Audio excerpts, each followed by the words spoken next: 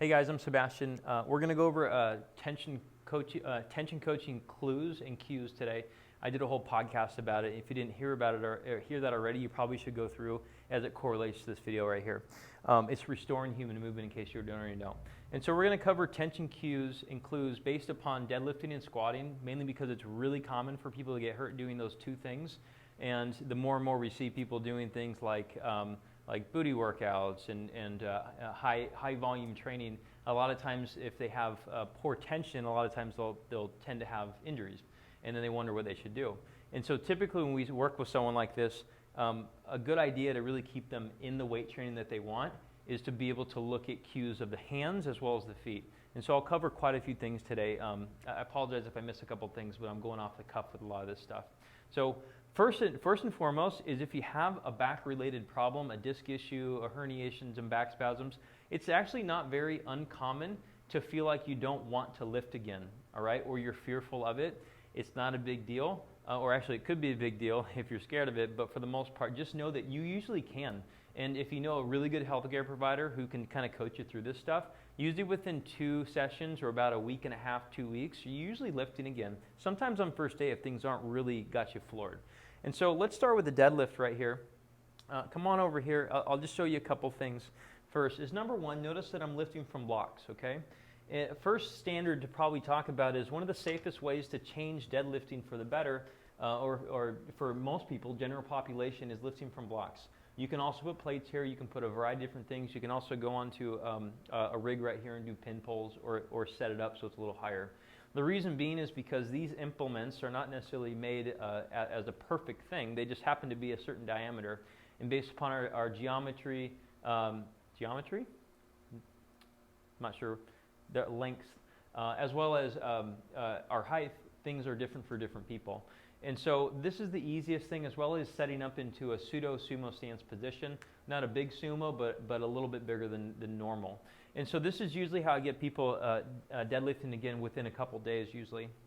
So first thing we'll usually do is noting first how they set up at the bar, okay? The bar should be on the shins, and it should travel all the way up the body as if you're trying to pull your shorts up when you lift. Usually I won't have people just from the start grab the implements because they got hurt somehow doing it. And so I think it's a better idea just to watch them in a non-loaded environment just to see. And so usually I'll have them stand right here, and I'll have them rock back and forth, feet a little wider than shoulder width, generally speaking. A specific test would tell you more. And this kind of, I wanted to crush a quarter between your cheeks so hard that you actually feel like nickels are falling out, okay? And you'll notice that your feet start to flare a little bit. This is max glute contraction phase or position. If I was pinning myself into a standardized position right here, like toes forward, then naturally when I get up to the top, I'm going to start to unload at my feet. And if we're trying to lift something here, something heavy, you don't want to have an unstable platform like at your feet, okay? And so usually I'll have them rock back and forth a little bit just to feel, all right? At this point, your feet should not be leaving the platform, all right? We're going to turn outward as well. And so usually I'll have people sit into an athletic position right here, and I'll have them turn their feet outward. This is actually, because I have socks on and this is wood, this is not very conducive for this demonstration. And so a lot of times I'll have people step back onto the rubber, and I'll have them actually wiggle into the sand a little bit like you're at the tide pools. Wiggle into the sand so that actually it feels like you're stuck in there, and I want you to get into athletic position here and start turning. What you'll notice is the feet start to slightly flare. This starts to raise here in the medial arch, and then the knee actually starts to follow it too. And so we're turning from the hip versus pushing the knees out. And so when we're talking about clues of people when they're having problems with tension, is if you notice their feet, the feet are probably the easiest thing to look at. If they push their knees out, they'll lose the inner contact. If their knees cave, they'll lose the outer contact. If they're up onto their toes, obviously they lost their heels and vice versa, okay? Typically you want a full foot contact, and you want all the toes spread like you're rooting into the floor, and I want you to turn the floor. People usually ask which direction? Outwards, power out, okay? And when we use the implement contact, such as on the barbell, on a kettlebell, or something else, you grab it like your friend is on the edge of a cliff and you want to save them, and you power out, okay? So I tend to ask people to find their tension first. Turn the floor, feel that the glutes are on, perfect, okay?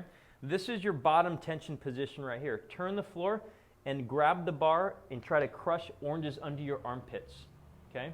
At the top, I like them to find a second position of tension, and this is basically a standing plank, okay? I want them to crush an Oreo cookie between their butt cheeks, like the, we'll go a holiday one, green maybe, Christmas, and it starts to squish out, okay?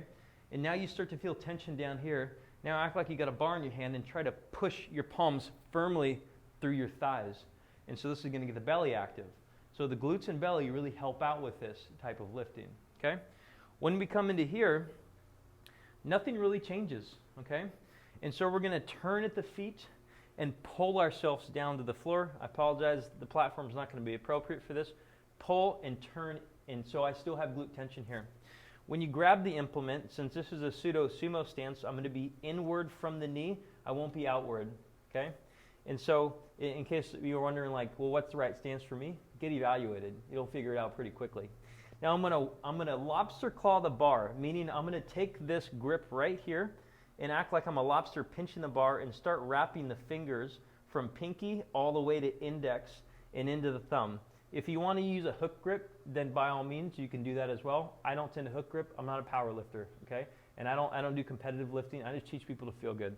And so I just need to make sure they have a full hand contact. And so what I'll typically look for too is this area right here. If they start to do this, they're losing tension.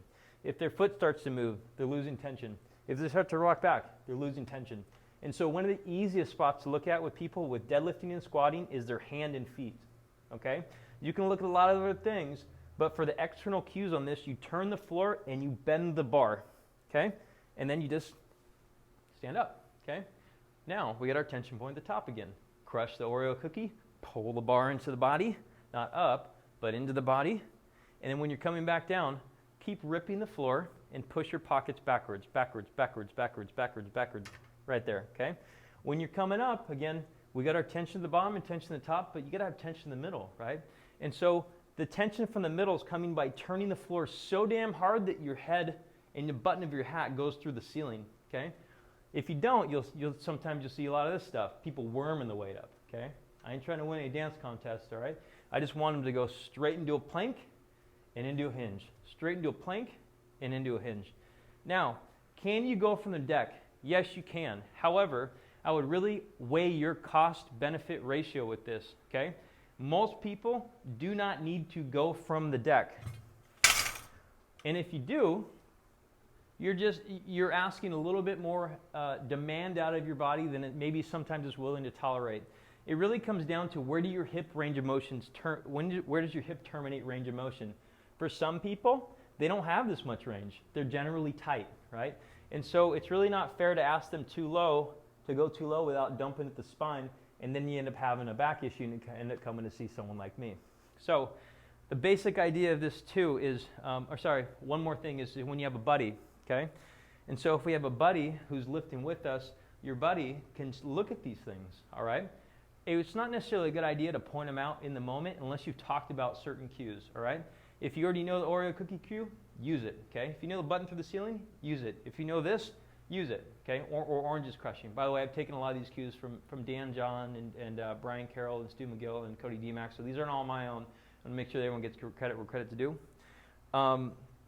However, when a buddy is working with you, don't distract them. Don't distract the lifter, okay? You need total concentration with this, especially when you're going higher in weight. Don't walk in front of them, but also too, you can observe the lifter and see if they're looking at you. They're looking in the mirror. They're checking their phone. They're giggling, right? And so all these things are clues to see whether actually they have tension or not. Because if you generate a lot of tension at the top, I'm literally shaking, all right? And I can't start looking around and having a lot of fun and getting giggly, okay?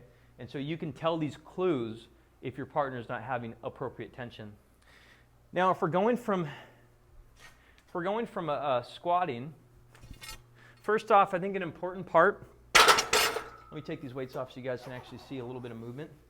I think an important part with squatting, the conversation is back squatting needed, okay? There's a lot of people who feel that they need to back squat, okay?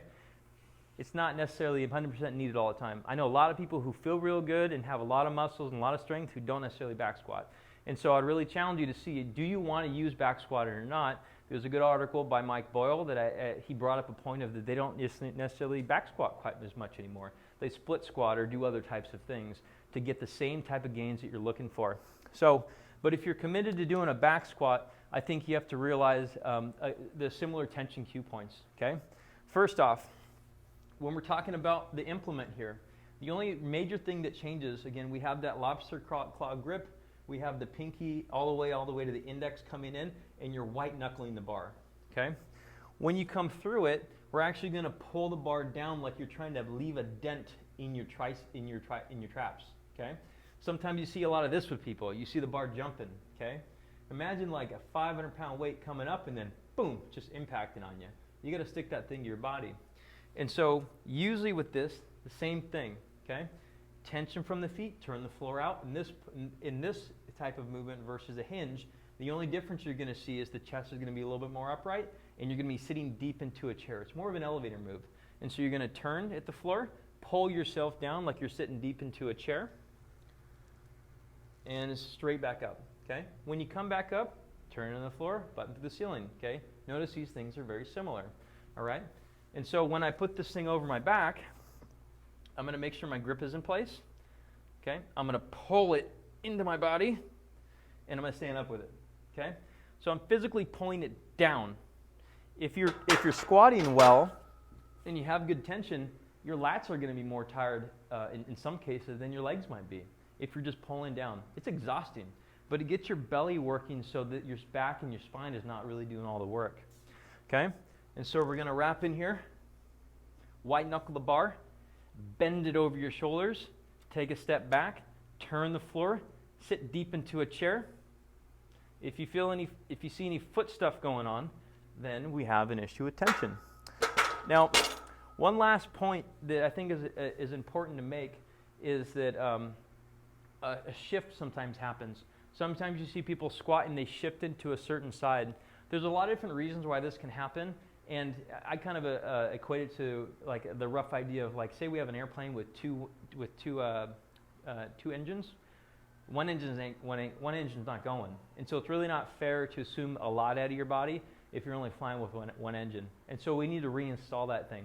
It's not too challenging if you go to someone who knows what they're doing, and usually within a couple sessions or a week or so, like they really got you on track with things and they're giving you a lot of specific exercises to do right before deadlifting or squatting, which will really help out with the patterning and the loading of the area, and you'll decrease the chance of having any problems, hip issues, back issues, and so on.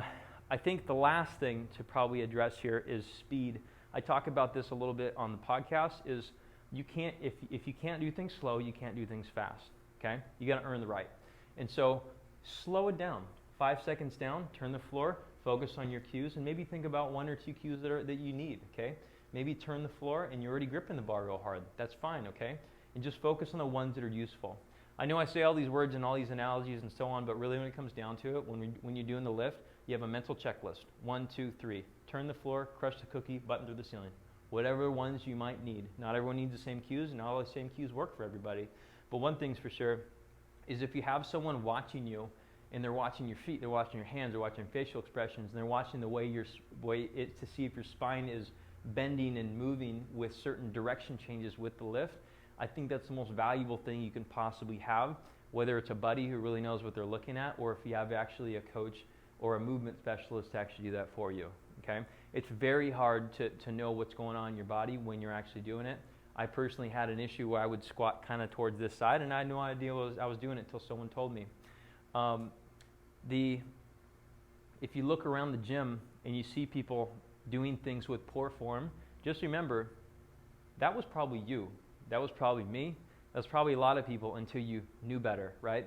And so right now, I think everyone kind of gets into their phase of knowing better, and not until you get until the apex, which no one ever does, do they actually know everything. And so be okay with criticism from other people. I'm not going to pretend to know everything on these subjects, but these are things that work very well clinically for me in getting people back into the lifts that they care about, okay? Preventatively, though, I'm telling you, like if you do not want to have a back issue, one of the easiest things you can possibly do is go from blocks. It doesn't look cool. People will start criticizing you for it, and they'll start asking you what the hell is going on, but at the same time, you're going to get very similar gains, and you're not going to sacrifice that much by not going the standard from the deck, and even not even squatting past parallel. Ass to grass, to me, is an old fad, but there's still some of those remnant ideas around. But do what's right for your goals, and if you guys have any questions at all, feel free to email me. It's seb@p2sportscare.com. I'll see you guys next time.